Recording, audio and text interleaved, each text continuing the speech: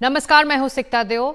2024 के लोकसभा चुनावों के लिए आखिरकार कांग्रेस की पहली लिस्ट आ गई है। कांग्रेस महासचिव केसी वेणुगोपाल और अजय माकन ने 39 उम्मीदवारों की ये लिस्ट जारी की।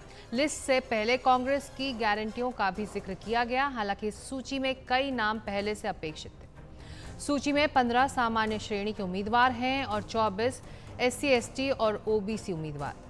फिलहाल अधिकतर नाम कुल 4 राज्यों छत्तीसगढ़, कर्नाटक, केरल और तेलंगाना से आए। इसके अलावा मेघालय, त्रिपुरा, सिक्किम, नागालैंड, लक्षद्वीप आदि से भी उम्मीदवारों का ऐलान हुआ है। उत्तर भारत के बड़े राज्यों यूपी, मध्य प्रदेश, बिहार, राजस्थान के नाम अभी घोषित नहीं हुए हैं। पहली लिस्ट में राहुल गांधी हैं, लेकिन वायनाड से।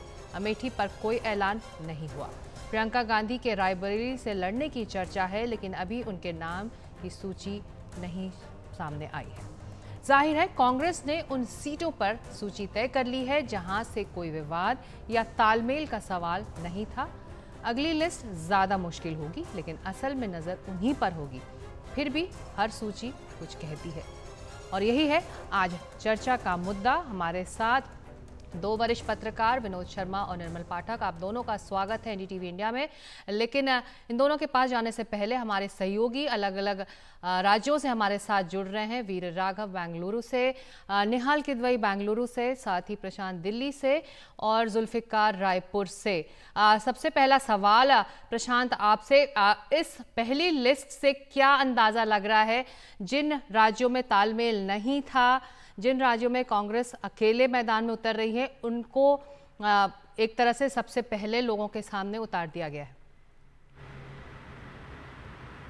बिल्कुल, और जो बात आपने कही उसमें एक चीज़ और भी जोड़ दूं कि जहां पर कांग्रेस मजबूती से चुनाव लड़ती रही है, जहां पर कांग्रेस को लगता है कि वो ज़्यादा मजबूत है, बिल्कुल आपने ठीक कहा। इन राज्यों को देखें तो यहां गठबंधन में कांग्रेस चुनाव नहीं लड़ने वाली है और इसलिए इन राज्यों को संभवतः प्राथमिकता दी गई और पहले उन नामों की सूची जारी की गई है। कांग्रेस का ये कहना है, केसी वेणुगोपाल ने कहा कि कोशिश ये है कि ज़्यादा से ज़्यादा मजबूत उम्मीदवारों को उतारा जाए जिससे ज़्यादा से ज़्यादा सीटें आएँ। और इसके लिए केरल का एक उदाहरण मैं देना चाहूँगा। पिछली बार केरल में कांग्रेस ने काफ़ी अच्छा प्रदर्शन किया था और 16 सीटों पर चुनाव लड़ने के बाद 15 सीटों पर उसे जीत मिली थी। एक सीट जहाँ पर कांग्रेस हार गई थी, अलापुजा, वहाँ से केसी वेणुगोपाल जो वरिष्ठ नेता हैं और कांग्रेस के संगठन महासचिव हैं, उनको उतारा गया है। तो कोशिश लगता यही है कांग्रेस की कि ऐसे उम्मीदवार उतारे जाए जो चुनौती दे सकें और संख्या कांग्रेस के सांसदों की बढ़ पाए। जी वीर राघव, खासा ध्यान कांग्रेस का केरल पर है और जाहिर तौर पर होगा भी। पिछली बार भी अच्छा खासे नतीजे उस राज्य से आए थे कांग्रेस के लिए। जी, जैसे प्रशांत ने कहा था, केसी वेणुगोपाल का पुराना क्षेत्र रहा है आलपुरा और वो ये मैसेज भेजना चाहता है पार्टी की कोई भी हो, कितने भी बड़ा नेता हो, आपको आपका क्षेत्र को पकड़ना होगा, आपका क्षेत्र में लड़ाई देना होगा। तो शायद केसी वेणुगोपाल का वो बात है। जहां तक कर्नाटक की सवाल है सिकता, कुछ ही सीटों पर ऐलान हुआ है नाम। उसमें एक ही दिलचस्प नाम है, मेरे हिसाब से वो एक श्रेयस पटेल है जो हासन सीट पे है, जिनके दादाजी पुट्टस्वामी गौड़ा ने देवगौड़ा को हराया था 1999 में। ये सीट, ये क्षेत्र है प्रज्वल रेवन्ना, जो देवगौड़ा का पोता का सीट है। तो शायद इधर एक इंटरेस्टिंग फाइट हो सकता है इधर कर्नाटक में। बट अदरवाइज लार्जर मैसेज ये है कि जैसे आपने बताया, कोई जो मुश्किल सीटें हैं जहां पे आप चाहते हो कि कोई राष्ट्र का जो मंत्री है, केंद्र स्टेट मिनिस्टर है, जिनको लड़ाना चाहते हैं, उन सब सीटों पे ऐलान नहीं हुआ ना। गुलबर्गा सीट जहां मल्लिकार्जुन खड़गे जी का सीट है, उसमें भी अभी तक कैंडिडेट अनाउंसमेंट नहीं हुआ। तो दूसरा लिस्ट काफी और मुश्किल होगा कांग्रेस के लिए। जी जुल्फिकार, छत्तीसगढ़ से भूपेश बघेल मैदान में है। एक तरह से लॉयल नेता रहे हैं छत्तीसगढ़ के कांग्रेस के लिए भूपेश बघेल, तो ये नाम तो जाहिर तौर पर शामिल होना ही था। बिल्कुल, भूपेश बघेल के नाम को शुरू से ही बात चल रही थी। जब 2 महीने पहले स्क्रीनिंग कमेटी की बैठक हुई थी तो उसमें रजनी पाटिल जो स्क्रीनिंग कमेटी के छत्तीसगढ़ के चेयरमैन हैं, उन्होंने कहा था कि उनको मैदान में उतारा जाएगा जो हैवी वेट नेता हैं और जिनकी अपनी शख्सियत है, क्योंकि छत्तीसगढ़ का चुनाव जो है ना दिलचस्प कराना चाहते हैं। और जब दबंग नेता मैदान में उतरेंगे तो चुनाव में फाइट आएगा, क्योंकि छत्तीसगढ़ में विधानसभा चुनाव अभी हाल में ही कांग्रेस पार्टी हारी है। ऐसे में कद्दावर नेताओं को मैदान में उतारकर कार्यकर्ताओं में उत्साह भरना है। भूपेश बघेल को मैदान में उतारने का मतलब ये है कि छत्तीसगढ़ की पूरी 11 लोकसभा सीटों में ये संदेश देना है कि कांग्रेस पार्टी कमजोर तरीके से चुनाव लड़ने वाली नहीं है, क्योंकि भूपेश बघेल का जो चेहरा है कांग्रेस की नज़र में वो है कि जुझारू नेता है और कद्दावर नेता हैं और संघर्ष करने के लिए पीछे नहीं हटते हैं। और यही वजह है कि पहली लिस्ट जब आई है तो छत्तीसगढ़ से भूपेश बघेल के नाम का ऐलान कर दिया गया और 11 में से 6 सीटें कांग्रेस ने घोषित कर दी हैं। जी एक आखिरी सवाल निहाल आपसे, श्रेयस पटेल का जिक्र किया वीर राघव ने, उनके लिए एक नाम इंटरेस्टिंग है। आपको क्या लगता है कौन से और दिलचस्प नाम इस फर्स्ट लिस्ट में आए हैं कर्नाटक से? देखिए, इसके अंदर शिवमोगा सीट जहां से गीता शिवराज कुमार चुनाव लड़ रही हैं, ये एक अहम सीट है और इस सीट पर येडुरप्पा के बड़े बेटे BY राघवेंद्रा फिलहाल यहां से सांसद हैं। यहाँ पर इस बार येडुरप्पा के बेटे को प्रदेश पार्टी अध्यक्ष बनाया गया है और ऐसे में देखना है कि पूरी जो शक्ति है बीजेपी की वो इस सीट पर ज़रूर होगी कि इस बार राघवेंद्रा निश्चित तौर पर जीते, ये कोशिश होगी बीजेपी की। लेकिन साथ ही साथ उनके खिलाफ जो कांग्रेस ने उम्मीदवार को उतारा है वो है गीता शिवराज कुमार। ये गीता शिवराज कुमार कर्नाटका के सबसे बड़े लेजेंडरी एक्टर राजकुमार जी की बहू हैं और इस राज्य के पूर्व मुख्यमंत्री S बंगरप्पा की बेटी हैं और उनके जो भाई हैं मधु बंगरप्पा वो फिलहाल शिक्षा मंत्री हैं कर्नाटका के। तो ऐसे में ये सीट अहम है और साथ ही साथ मंड्या सीट भी अहम हो जाती है। कहा जा रहा है कि हो सकता है वहाँ से HD कुमारस्वामी चुनाव लड़े, तो ये भी सीट एक महत्वपूर्ण सीट है। और यहाँ से वेंकट रामे गौड़ा को टिकट दिया गया है जो एक बड़े समाज सेवी के तौर पर हाल के 3-4 सालों में उभरे हैं। कोरोना के टाइम में उन्होंने अच्छा काम किया था।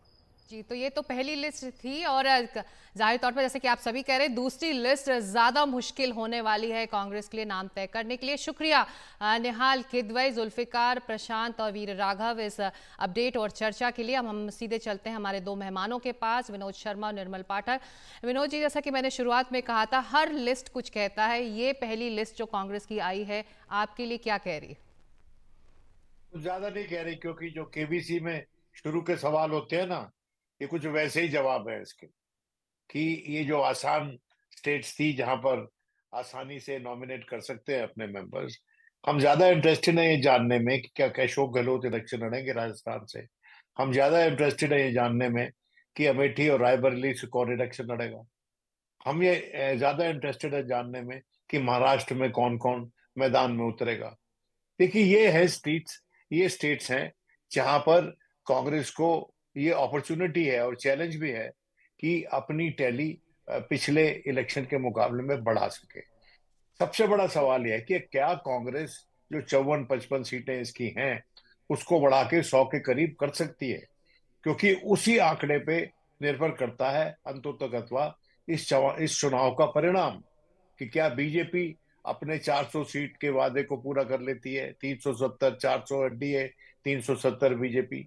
तो ये जो कांग्रेस की टैली है वो डायरेक्टली प्रोपोर्शनल होगी बीजेपी के चैलेंज को मजबूत करने में या वीक करने में। जी, जो सीधा सवाल ये निर्मल जी जो बात कर रहे हैं विनोद जी की, जो सीट्स हैं जो राज्य हैं जिस पर सबकी नजर है वो उसका जिक्र इस लिस्ट में तो नहीं हुआ, लेकिन भूपेश बघेल वो नाम है। एक अंदाजा ये भी लगाया जा रहा है कि छत्तीसगढ़ से इस नाम को आगे कर कांग्रेस ने मध्य प्रदेश में, राजस्थान में अपने वरिष्ठ नामों को एक संदेश दे दिया है कि अगर आप इस राज्य के वरिष्ठ नेता हैं तो आपको मैदान में उतरना होगा। क्योंकि जो बात विनोद जी कह रहे हैं कि अशोक गहलोत मैदान में उतर रहे हैं कि नहीं, सचिन पायलट का क्या होगा, मध्य प्रदेश में कौन कौन चुनावी मैदान में उतरेगा, तो इस पर जवाब अपने वरिष्ठ नेताओं से कांग्रेस को भी चाहिए और भूपेश बघेल को आगे करके एक तरह से उनको संदेश दिया गया है। बिल्कुल, इस लिस्ट से संकेत तो यही मिलता है कि खाली भूपेश बघेल ही, KC वेणुगोपाल को भी जिस तरह से केरल में पिछली बार वो चुनाव नहीं लड़े थे और अभी उनका राज्यसभा का 2 साल का कार्यकाल शायद बाकी है, उसके बावजूद उनको वहां से उम्मीदवार बनाया गया है। और मेरे ख्याल से ये केरल की इकाई का ज्यादा दबाव रहा होगा कांग्रेस नेतृत्व पर कि वेणुगोपाल को वहां से चुनाव लड़ाया जाए। उनको लेकर के खासी नाराजगी यहाँ AICC में दिखती है और स्टेट में भी है उनको लेकर के। तो केसी वेणुगोपाल को अगर कांग्रेस पार्टी चुनाव लड़ा रही है तो उनके लिए तो ये चुनौतीपूर्ण है ही, पर बाकी लोगों के लिए मैसेज है कि जब केसी वेणुगोपाल, भूपेश बघेल इनको चुनाव लड़ाया जा सकता है तो बाकी नेताओं को भी, बाकी जो बड़े नेता हैं जो मानते हैं कि वो, जिनका स्टेट में अपना एक स्टेचर है, उनको एक मैसेज ये है कि वो उनको चुनाव लड़ने के लिए तैयार रहना चाहिए। एक चीज और थी, जैसे ये कहा कि केरल, कर्नाटक, तेलंगाना ये कांग्रेस के गढ़ है, यहाँ आसान है कांग्रेस के लिए जीतना, इसलिए पहले इनकी लिस्ट जारी की गई है। मुझे लगता है कि ये इतना आसान भी नहीं है। देखिए केरल में अमूमन उल्टा होता रहता है। कांग्रेस पिछली बार वहाँ, कांग्रेस का जो अलायंस था, कांग्रेस लेड अलायंस था, वो पिछली बार लगभग सारी सीटें वहाँ जीते थे। लेकिन कांग्रेस के लिए एक इस बार अगर थोड़ा सा चेंज, राहत की वो हो सकती है तो वो ये कि पिछला विधानसभा चुनाव कांग्रेस वहां हार गई। हो सकता है इस बार वो रिपीट ना हो कि एक बार कांग्रेस लेड अलायंस और दूसरी बार एलडीएफ, वहां लोकसभा में परफॉर्मेंस अच्छा रहता है अमूमन उनका, पर इस बार शायद क्योंकि वहां ऑलरेडी एलडीएफ की सरकार है तो हो सकता है कांग्रेस को उसका फायदा इस बार मिले, एंटी इनकम्बेंसी अगर कांग्रेस उसको भुनाने में सफल रहती है तो। इसी तरह से छत्तीसगढ़ में, क्योंकि वहाँ दोनों पार्टी बड़ी पार्टी हैं, कांग्रेस और बीजेपी उनके बीच में है। तेलंगाना में अभी अभी सरकार आई है और कितना उसका वहाँ परफॉर्मेंस के बेसिस पे कितना लोग उससे खुश हैं या नहीं है, और बीजेपी ने वहाँ बहुत तेजी से अपना वोट शेयर बढ़ाया है तेलंगाना में। निर्मल जी, जो सवाल विनोद जी ने उठाया कि उत्तर प्रदेश में क्या होगा, रायबरेली, अमेठी में क्या होगा, इस पर सबकी नजरें हैं।